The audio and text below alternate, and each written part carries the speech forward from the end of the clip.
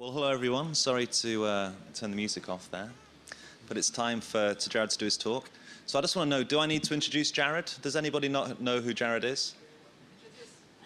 I do need, okay, Maria doesn't know who Jared Spool is, fair enough. So Jared is a well-known figure in usability. He's written books, he's done lots of presentations. He runs a company called User Interface Engineering, which is very well known in usability circles. And I'm delighted to have Jared along here today. He's going to talk about branding, and he's promised to be controversial and stimulating. Now, he's also made a special request. Earlier today, he did a talk at Yahoo, and the Yahoo crowd are very meek and were very quiet. And so he's made a special request for us to heckle and ask questions, and we don't want anything thrown at Jared, but interesting, stimulating questions are very welcome. And this talk is going to be recorded for Google Video and released publicly, so just bear that in mind when asking questions at the end. So over to Jared. Thank you very much. I'm very pleased to be here, and very pleased to be in stereo. I think if you just hold your finger up to your nose about a foot away, you can actually see everything in 3D.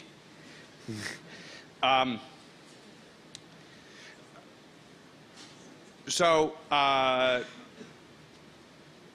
I want to talk about is the relationship that we've discovered in our lab between brand and usability. So sort of talk about what it means to design to strengthen the brand in addition to designing to make a usable process, and to talk to some extent about the overlap between that. This is the homepage of Cisco.com. And if you come to Cisco.com, Cisco has a very strong brand, particularly amongst its customers. People who enjoy using Cisco products are very much go around and tell all their friends and think the company is great, and would be very sad if Cisco were to disappear tomorrow. And so it's very strong, but the experience of the Cisco.com site is an interesting one. They have a marketplace on their site where you can come and see the various products that they have for sale. They have software and they have manuals, but they also have, for example, merchandise that you can purchase. And if you decide that you want to purchase the merchandise, you click on one of these boxes like this one here. It says Logo Merchandise US, and you're immediately asked for a username and password.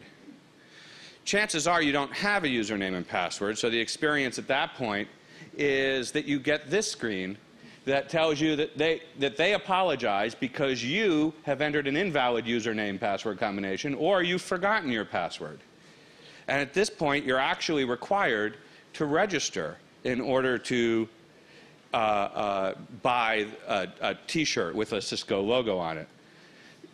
The registration process is actually a four-step process. You go through step one, where you specify the language you wish to speak, your name, and then confirm the language you wish to speak, and put in your password.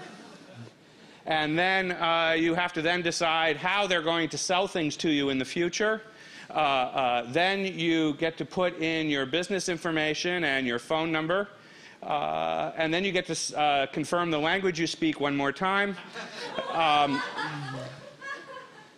Describe how you want to see search results, if you ever see search results on their site. And then you're sent an email, which you have to dig out of your email folder. You have to then click on it to actually get entered into the system. And then at that point, you have to remember how you got back to the marketplace. So you have to go back to the marketplace homepage. You then have to get the password. You then enter the password, and it then lets you see what apparel is for sale, and you can find that lovely jacket that you always wanted. This is all so you can wear a piece of clothing with their logo on it.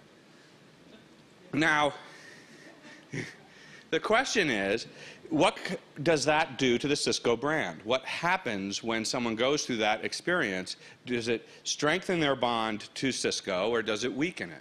And that's really sort of the question that we're interested in, and how brands work, and how people interact with the types of interactions. So we started looking at this question way back in 1998. So we've been spending the last 8 years sort of looking at what does it mean to design for branding on a website. And we've been looking at graphics, images, various types of messaging the experience users have. We've used eye trackers and field studies, a variety of techniques to do this. And this is ongoing research. This is by no means done research. It's just one of our ongoing research agendas. And when we talk about brand, a lot of people think that what you're talking about are logos. But in fact, logos are not brands. They are brand elements. They are representations of the brand. This, I'm sure, is a recognizable logo. Did anybody want to take a guess? Adidas. Adidas. Okay, there you go. No, this is the Nike logo, of course. The swoosh, which Nike paid a graphic design student $35 for this brand, for this logo.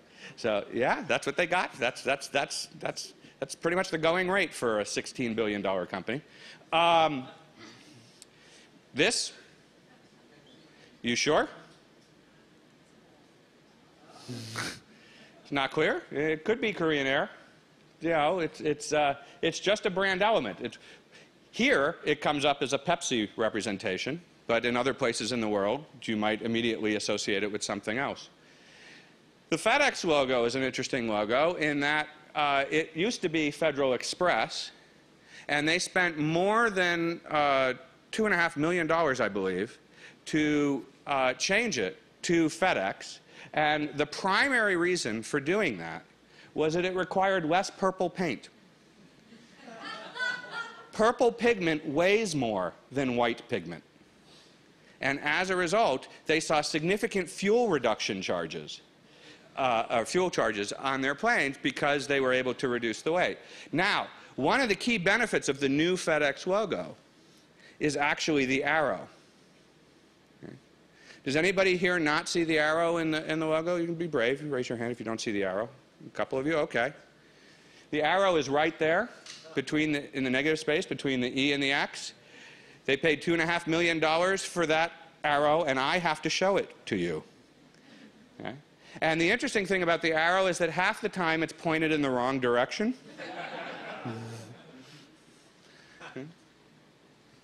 Now, those are brand elements. And when we're talking about branding, that's something very different. So we sort of started to go off and look up definitions of branding, and on the Encarta website, we found this one, which is branding, originally a searing of flesh with a hot iron to produce a scar with an easily recognizable pattern for identification or other purposes. Okay. So that was, now, it occurred to us that this came from the Encarta database, which we then realized is a Microsoft property. So this does seem like a Microsoft pattern, but there are other definitions that we like to work with. In particular, this is one we found from Merriam-Webster, and we like the definition here that says to impress indelibly. There's this one here, it says to mark with disapproval, to stigmatize. That's the Coca-Cola people tried that. It didn't work so much for them. This is definition that we like, which is brand name, which is having a reputation and a loyal following. So when we go with brand, what we're talking about is this sort of loyal following, this reputation. That's what we're looking at.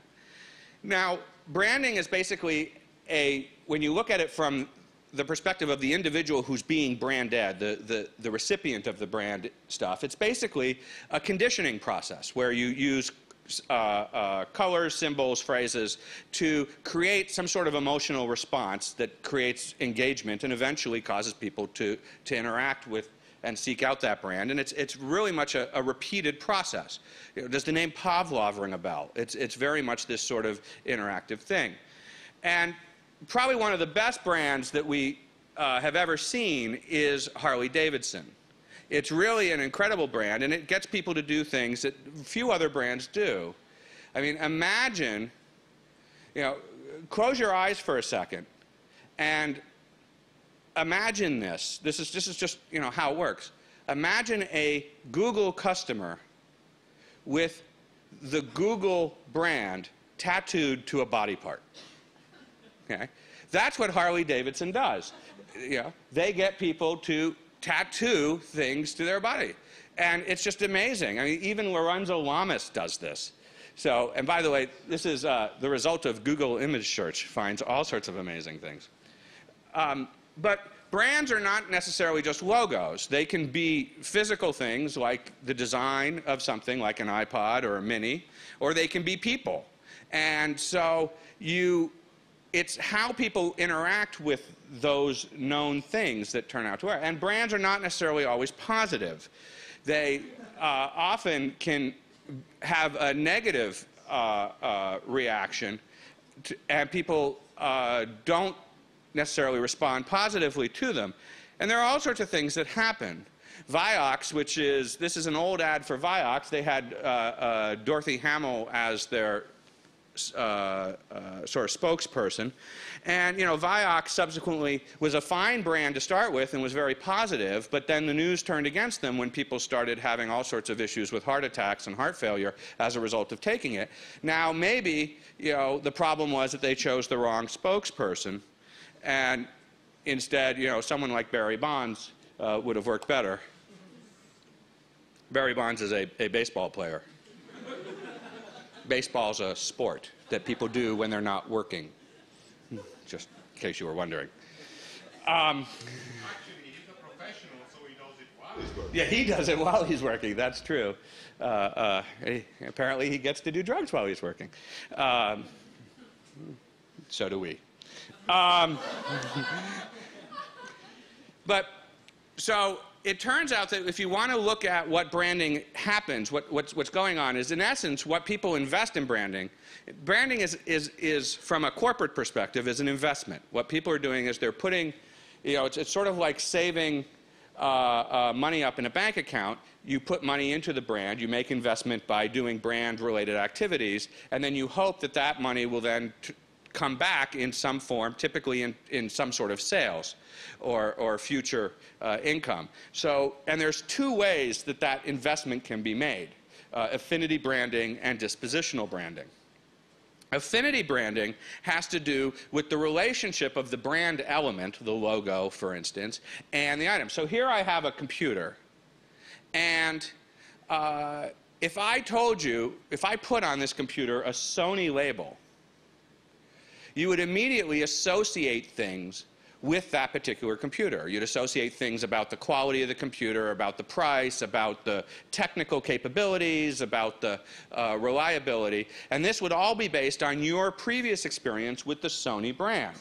If I were to take off the Sony label off that box and put back onto that box a different label, let's say the Walmart label, instantly your perception of that box would probably change. You would think of it as a different device. It would be something that is less technical or more less pricey and particularly less quality.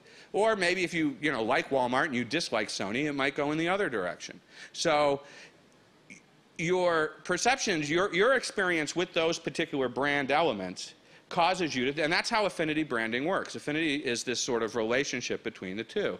And there's all sorts of ways that it works. For instance, banks use the FDIC and equal housing lender logos because it instantly gives them some sort of credibility. It gives them the transition of the affinity from those particular brands, the FDIC brand or the equal housing lender brand, instantly transferred to that institution. ProFlowers has to explain some of their brands. They, for instance, put the FedEx logo on their site because they deliver their flowers overnight by FedEx, and they want that association with that. But they couldn't just put the logo there. They also had to explain why the FedEx logo was there in order to give people that background. This is a cruise site, and it's like hundreds of other cruise sites that are out there. It's filled with all sorts of stuff. Again, to give it credibility, they talk about all the different cruises that they have, so they list all of the items there. So again, this is how affinity branding works. By putting the brand elements on the site, all of a sudden it gives the site that much more credibility to those people who are positive about those brands, that have good brand engagement with those brands. Not all brand elements end up connecting with their brand. There was a study done during the height of the .com boom, where they asked people what online pet store this was. They gave them about 10 different choices of petstore.com, pets.com, petfood.com, variety of things, and nobody knew. They all recognized the puppet, but they didn't know what store it went with. It was very rare that people could actually say that this was pets.com. Now pets.com is gone, but the puppets you can still buy. Other places where it breaks, has to do with just the fact that people have certain expectations. On an early version of a site from Samsonite, they had issues. One was that this didn't actually look like their banner. It looked like a banner ad, so people were confused about the fact of what site they were on. They were also confused that this site, which was supposed to be the outlet store for Samsonite, was selling American Tourister suitcases, which people perceived was a competitor, a competitive brand. They didn't know that at some point in time, Samsonite had acquired American Tourister, and it was a sister brand, because they often were seen as being sold against each other. And other strange things about this page, like, for instance, we had users in our studies who didn't want to buy any of the suitcases listed here because they thought they were boat suitcases and they wanted airplane suitcases. So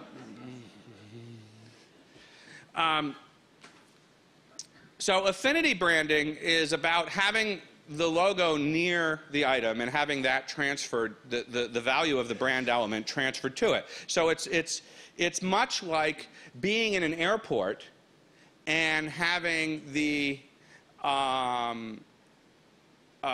getting off the plane and, having flown to San Francisco, realizing that it might be cheaper to rent a car than to take a taxi downtown for the trip. You get off the plane, you go down to baggage claim, or in case of San Francisco, you ride the little tram to the rental car cabana, and then you're faced with this slew of rental car agencies for which you need to choose one. And there's Hertz, and there's Avis, and there's Budget, and there's Bob's Discount Rentals, and all of them are identical. They all have the same size booth and the same shape and the same color scheme and the same surly teenagers working behind the counter. The only difference is the brand element, so you choose your brand in that regard.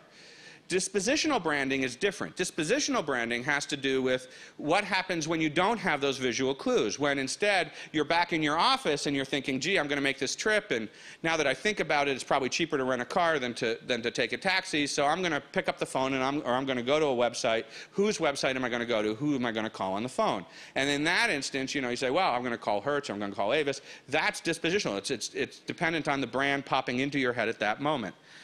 And so to do a little experiment, I'd like to try something, and I see that many of you have brought equipment instead of paper to write on, but if you have a piece of paper or someplace to take notes, or you can just make a mental note, I guess, if you want, I want you to answer these 4 questions, okay? So we're going to do a little experiment here. We're going to see how this works. I want you to answer these 4 questions. The first question is, if you could go anywhere in the world to dinner tonight, what restaurant would you choose? So imagine, if you have paper, write that down or type it into a file on your machine, or for those of you who write it on your arm or something. So what restaurant would you choose? Second, if your car failed you today and you needed to replace it tomorrow with the current financial state you are in, for your current financial context, what brand of car would you buy? Okay.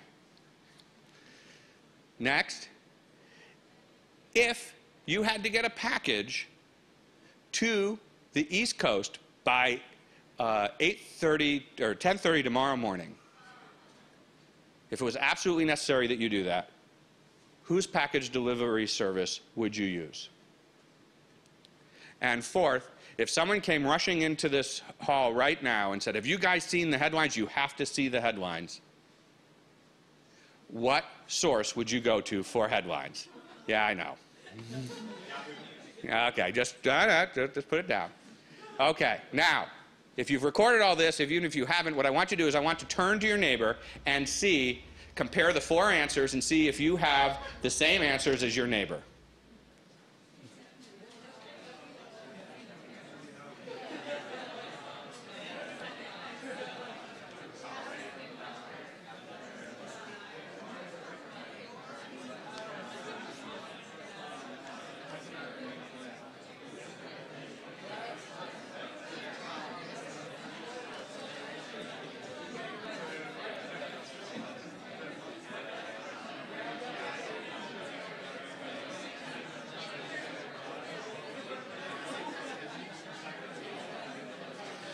Okay, my turn. Yoo-hoo! Okay. Okay. Let's start with the first one. How many people at the same restaurant as the person sitting next to them? Anybody? No? You did? What restaurant? Charlie's. Charlie. You just were too afraid to admit it? We both had Google as well. Okay. God, you guys are loyal employees. No, we have good food. Guys at it, okay. Wow, they bought you with food. Is that what they did? Yeah. You know, this has only ever happened 2 other times. I've done this with thousands of people, and there's only been 2 other times where this happened. And by the way, it wasn't Charlie's that they suggested. The only 2 other times, there was both the same restaurant. It was in 2 different presentations. It was the Outback Steakhouse. How weird is that? Okay. How about brand of car? Who had the same brand of car as the person sitting next to them? Okay, a small number of you did. Betting like Toyota, Honda, Lamborghini? Lamborghini, okay. They pay you well here, too.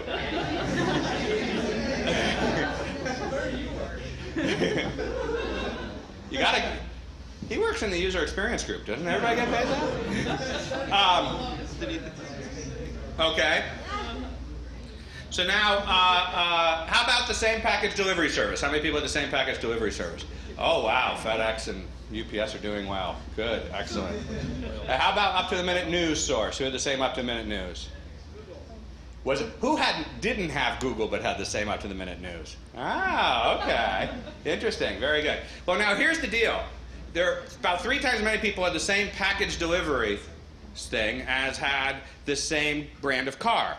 But if you actually look at the number of overnight delivery services versus the number of car models there or car brands there are, it turns out that there are about 1/10 as many car brands as there are businesses that will deliver your packages overnight. So statistically, we should have more matches for brands of car than for overnight delivery services. The reason we don't have that is because of the investment that companies like FedEx and UPS have made. And it's also potentially because of a little trick I play, which is I just mentioned FedEx. And that's called recency. And what happens is that when someone sees a logo or brand element, they are more likely to think of it dispositionally in the next 24 hours than if they don't see it in that period. So that's why companies pay to have logos and things put on shirts and jackets and billboards and stuff, and why so many of you are wearing Google Wear. You Also showed the Mini, so we were dispositionally inclined toward a car as well. That didn't work. Well, I didn't talk about the Mini as much, but you're right. That's true. But it turns out that all of these things play a factor. Mini doesn't spend as much time as FedEx does or UPS does trying to get their brand into your head. So it turns out that these things all play a role. Now, dispositional branding is very context-driven. So, for example, if I gave you a different context for the restaurant, if I told you, for example, that you were going to take a very important customer to the restaurant, you might choose a different restaurant. Oh, you guys wouldn't, but everybody else would choose a different restaurant. Versus a restaurant that you were going to, you wanted to go to celebrate your birthday with 6 very close friends, half of whom have seen you naked at some point in time in your life. Or a restaurant that you might want to go to when you have it's 7 o'clock at night and you have 2 kids under the age of 5 who have not eaten since 4 and or since noon, and they're very cranky and they definitely should take a nap, but they're not taking a nap, you might choose a different restaurant at that point. Or, you know, a restaurant you would go for lunch. Actually, you probably wouldn't choose a different restaurant for that. But the fact is that the brand that pops into your head is very much dependent on the context that you're in, and that's how dispositional branding works. Now, in order to create these brands, it turns out that there's also 2 methods in which you can make the investment in branding. There's 2 things you can do. One is indirect messaging. So that's this act of putting logos on all sorts of things to get that effect of primacy and recency, and to have those things come to mind. And these are very repetitive. These take a long time to do. They're very easy to implement. They're very easy to design, and so lots of organizations do it. The investment to make on them is very small. This is very different than the second approach, which is experience branding. And in experience branding, you have to look at the experience that the receiver is having with the brand and the elements around it. And so it turns out that if you think about the restaurant that you chose, chances are you chose it not because of any sort of advertising that that restaurant did, but because of the experience that you've had at that. In fact, if we were to go to Epcot Center or Disney World today, and we were to interview the people coming out of Epcot Center, and we were to ask them what made them go to choose to go to Disney, why did they pick that as their vacation spot? 75% of the people today would tell you that the reason that they chose it was because of the great experience they had the last time they went. 75%. And of the remaining 25%, the majority of them would tell you that the reason they were going was because of that they have a friend or family member who wouldn't shut up about the great experience they had had at the park. Very few of those people would tell you that they were going because of some advertising that they saw or some explicit marketing that Disney had done. That it's primarily the experience that they have. That's what drives traffic to the theme parks. And it turns out that this is true. Netflix has decided that their 2 most important variables for them to track are the number of people who sign up, and when they sign up, tell them that the reason they signed up was because a friend highly recommended that they do so. Turns out that in any given period, about 85% of the people who subscribe to Netflix say the primary reason they subscribed was because a friend or family member highly recommended it. And they also track, in the last 3 months, have you tried to convince somebody to sign up amongst their existing subscribers? 93% of their subscribers say that in the last 3 months, they have tried to convince somebody to sign up. They use those as key performance indicators for their company. Their company, they have found that their business lags those indicators by about 6 weeks. So it turns out that when those numbers stop to dip, that gives them a 6-week prediction about when their revenue numbers are going to start to dip. And so they very much track those 2 numbers, which are referrals, which are all based on experience. So these things turn out to be very key. So way back in 1998, one of the first clues we got out of this was an experiment that we were doing when we were comparing Ford to Edmunds. And we were having people look up information on both sites. In this case, we were having them look up how many people could you fit into a Ford Ranger. And the scenario was something like this. You landed a good job, you've got yourself recently married, you've had a kid, you've got another one under negotiations, and you now are in a position where you can buy that pickup truck you've always wanted. Go find out if, in fact, they make a Ford Ranger which will seat, you know, the wife, the kids, the dog, and will be comfortable. So go find that out. So we asked people to do that both on Edmunds and on the Ford site. And when they did on Edmunds, the adventure they had was that they would go to the Edmunds site, they'd click on new trucks, they would then choose Ford, they would then pick the particular Ranger that we were talking about, they would then quickly find the safety specifications and safety features, and then at the bottom they would find here that maximum seating was 3, and that in fact the what they found was that you couldn't fit everybody into the truck. But even though that was the case, what we were measuring was people's feelings about the Ford brand, and we found that their strength of the Ford brand actually increased while using Edmunds. So the act of using Edmunds to find this information, people felt better about the Ford brand at the end of going through this process. When we tried the experiment on the Ford site, we saw something interesting. To do the same exercise on the Ford site, you had to click on showrooms and then click on this black on blue link that says Ford. And then you had to click on the Ford logo. And then you got these 4 more pictures and this thing here that says people and their stories, and welcome to FordVehicles.com, where everybody has a story, and every story has a Ford car or truck right in the middle of it. And now you needed to know to click on vehicles. And then you got 4 more pictures, including this woman here who looks absolutely frightened about the Model T that's chasing her. Another Ford logo. And now you had to click on trucks, where you got 4 more pictures, 2 more logos. And now you had to click on Ranger, where you then were told, whatever. Now, to be fair, this was an advertising campaign that was being run by J. Walter Thompson, Ford's advertising firm of record, called the Whatever, Whenever, Wherever campaign. And this was the first of a very large animated GIF that was being downloaded, and it would say whatever, wherever, whenever, and it would take several seconds where the screen would just sort of shout whatever at you. And it was basically, the idea was you could use the truck whenever or whatever you wanted to do. It was part of a combination online marketing and television and radio campaign.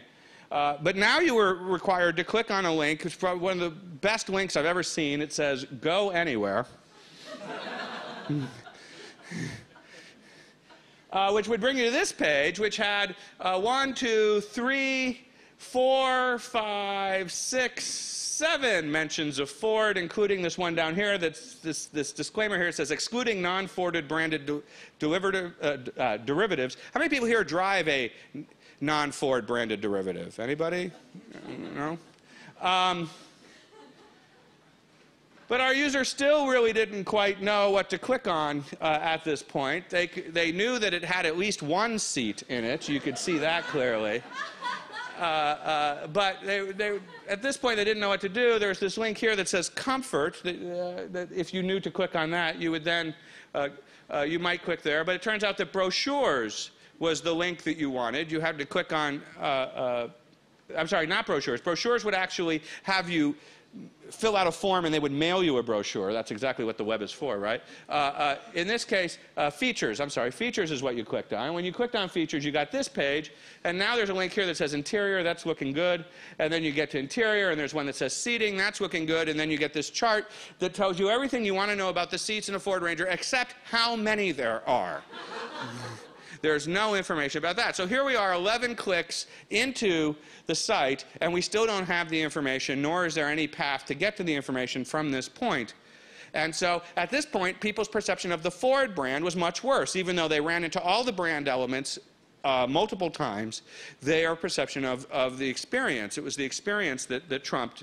So it turns out that in this particular exercise, that was where we first got the hint that experience plays a much bigger role than any sort of brand elements that happen.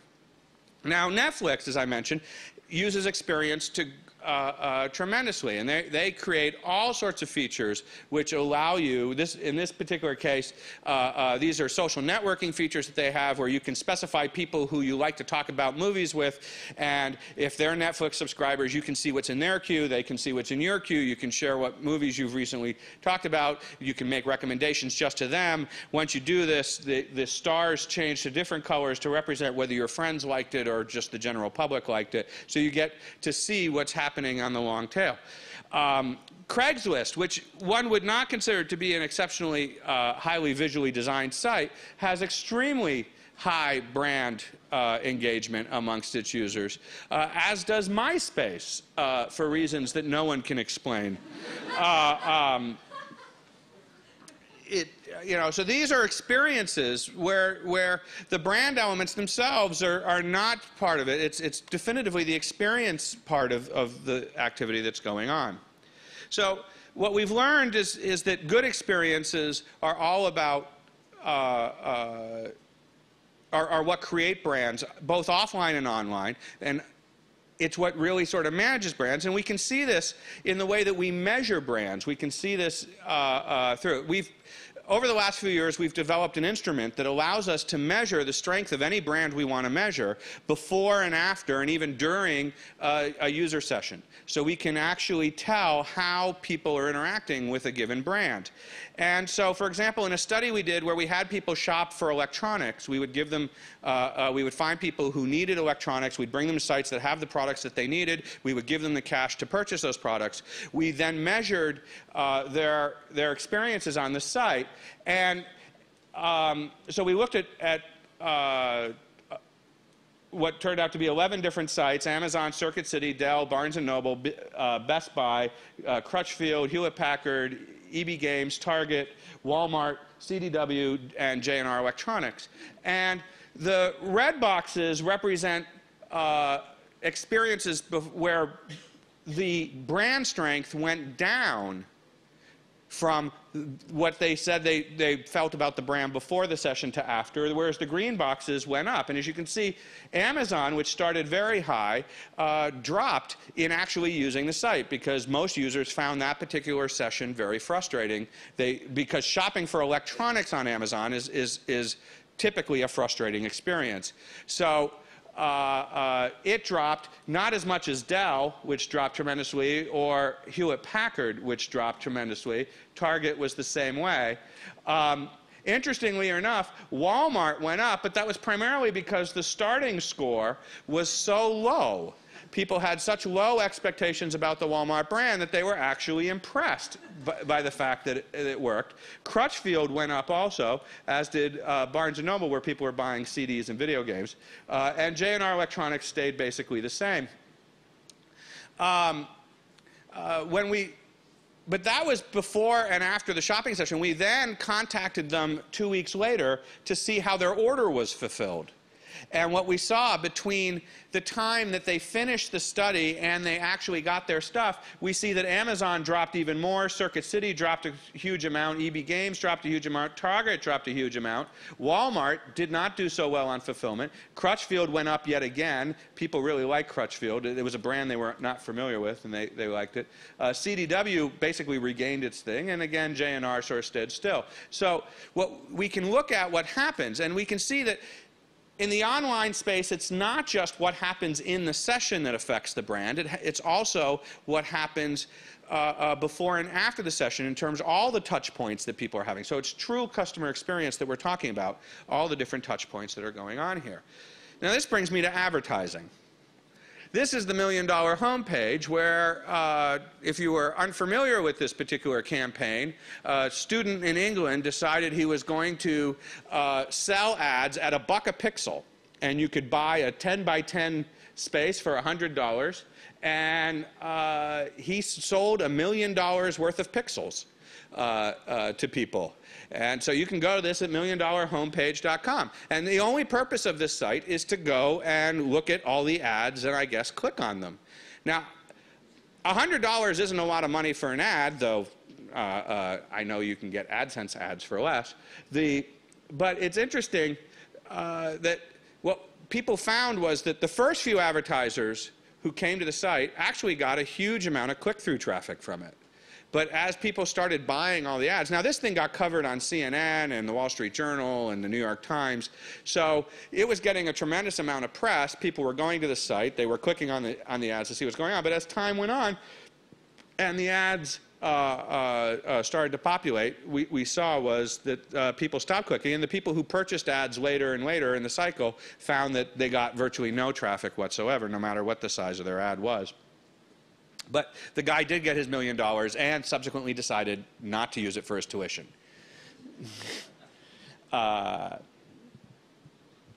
So when we look at what advertising is versus branding, they are very separate activities. And so a lot of people perceive that what's happening when you're advertising is you're working on brand, and people talk about that as a brand improvement strategy. But it turns out that that's not necessarily the case. And so we see things. For instance, on some days, if you go to salon.com, before you can read their online newspaper, you have to watch an ad in order to get admission to the site, just to see the homepage and figure out what the ads are. Sometimes you have to actually watch a 1 or 2 minute ad before they will let you do that. Now the question is, how many people are paying attention to that ad at that moment before they click over to the home page, or how many people are just sort of waiting for that button to pop up that says, show me the home page, and they can finally click through to that. So there's this real question as to really how effective that ad is. And ads show up in all sorts of different places. This is Polycom's homepage. Polycom makes video conferencing equipment and audio conferencing equipment. And because they're trying to get people to be aware of all the things they offer, their homepage has basically become a large advertising center, and people are constantly fighting to get advertising space within the organization. That they have infighting to get advertising space on that homepage, and they're constantly trying to drive people to that content. But how many people who are coming to the Polycom site at that moment care about all those things? In fact, the odds that they'd be interested in anything other than the thing that drove them to that site, because no one's just going to randomly show up at polycom.com. It's not a site where you say, hey, we got 20 minutes till The Apprentice is on, let's go check out polycom.com. That doesn't happen. So, they're coming for a reason. They're coming because of a product that they want to buy, or technical support that they need, or some particular thing. 99% of this stuff is of no value to them. But more importantly, the issue then becomes, how do you decide what works and what doesn't, what's important? This is plentyoffish.com. And plentyoffish.com is a dating site which does not charge any of the people who are dating. Unlike many other dating sites, it does not charge anybody for the service. The money is made, and they claim to make $10,000 a day purely through AdSense. So people are coming to this site to find a mate, and for some reason they're clicking on ads, which produces revenue to the site, many of the ads being other dating sites. And so the thing about advertising is, in essence, what it's about is distracting the user for what they're coming to do. It's trying to take them away from what they're trying to do. And this is not just true of online advertising. This is true of all types of advertising, right? You're trying to watch a television show, and they interrupt that show to give you things that you weren't interested in seeing, except during the Super Bowl. And same with radio. And nobody likes the ads at the beginning of movies. That go to the movie theater and see 4 minutes of advertising there. Nobody seems to like that. It's just, they do it because they want to disrupt you from what you are doing. They couldn't put those ads, for example, at the end of the movie, right? It wouldn't work. They can only do it at a point where you will just not get up and leave.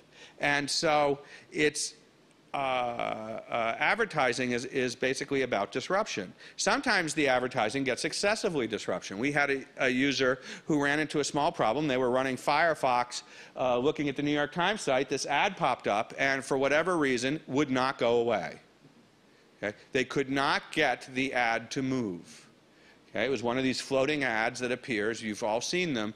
And it would not vanish. The close button would not show up. No clicks would make it go away. So the user was unable to watch or to read the article. And so did this experience help Accenture or the New York Times for that user? Not at all.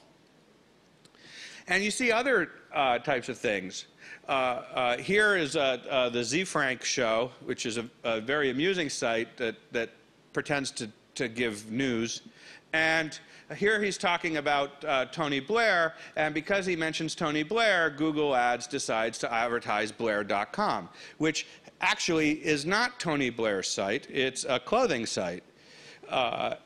And so the issue here is there's an association that's happening between Tony Blair and this clothing site, which it's not clear that the clothing site is that anxious to have the association be made. And this sort of thing happens, fairly frequently with contextual ads. Here we have an article from the International Herald Tribune, which talks about iPod or Apple sues competitors, and because it mentions the Creative Zen, the ads for those items are there. So again, I'm not sure that the advertisers or the brand owners, in this case Creative, are that excited that these ads are appearing in those contexts. So you get these types of conditioning things that are happening, and we don't know what is happening from the user's perspective in terms of the negative branding that might be occurring when someone sees reinforced advertising elements in a negative article. So what we've been learning about branding at this point is this idea that basically we've got these two different goals. You're trying to both build up affinity branding and dispositional branding, and that as you build those things up, you're doing it through indirect messaging and through experience. We found that experience is a much better tool both on the web and off the web as a method for doing it, and that branding is very separate from advertising, and that we have to consider them as very different and understand how they interact. And that's what I came to talk to you about, and to share with you how my machine works. Mm-hmm. Mm-hmm.